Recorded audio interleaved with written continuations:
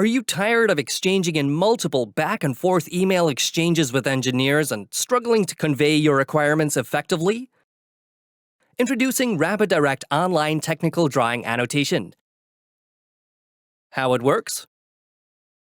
1. Upload your design. To annotate your technical drawing, start by uploading your design file on RapidDirect Online platform. 2. Enter Configuration section.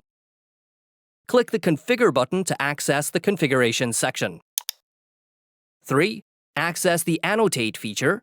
The Annotation feature is seamlessly integrated into the web-based 3D viewer. Locate the Annotate feature on the right side of the toolbar. 4. Annotate your drawing. Click on the Annotate feature to enter the Annotation window. Here, you're free to choose tools to highlight and add text annotations. 5. Send annotations. Once you've added the annotations, click the Send button. The annotations will be promptly sent to your dedicated engineer via RapidDirect's online chat tool, and the RapidDirect engineering team will promptly respond to your questions, ensuring seamless communication. Great!